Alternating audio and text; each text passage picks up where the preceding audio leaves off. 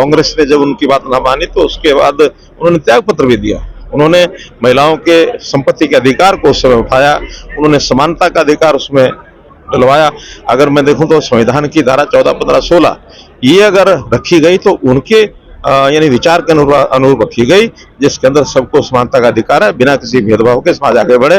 उन्होंने कमजोर वर्गों के लिए जो रिजर्वेशन की बात की, तो बहुत बड़ा ऐसा पहलू था जो समाज को बहुत आगे लेकर के आ रहा है, ताकि मुख्य धारा में सारा पिछड़ा समाज, अनुसूचित जाति समाज, ये सब मुख्य धारा में आ सके। मुर्शिदाबाद में सर हिंसा बढ़ रही है सर, वहाँ पे आपको नहीं लगता? बड़ा दुखद है, लेकिन इस समय निश्चित रूप से कुछ लोगों का, ताकतों का हाथ उसके पीछे है, वो हमारी पहचान में आ रहा है। केंद्र सरकार उसको देख रही है, हमारे होम मिनिस्टर स्वयं उसको नजर रखे हुए हैं।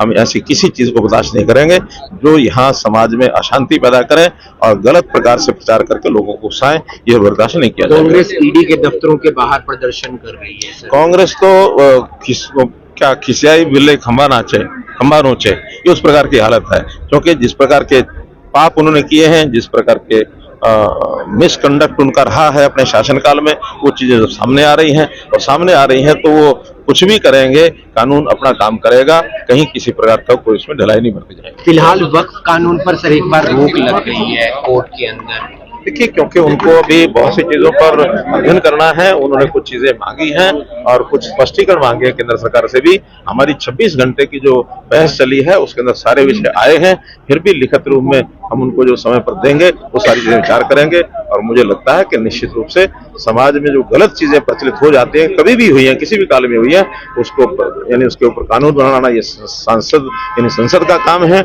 और उसके ऊपर किसी प्रकार की जिसको कहना चाहिए उसका विश्लेषण करना और उसकी व्याख्या करना, ये यानी कोर्ट का काम है। और कोर्ट जो है उसको निश्चित रूप से उस व्याख्या को जब देखेगा, करेगा, तो उसको पास करेगा।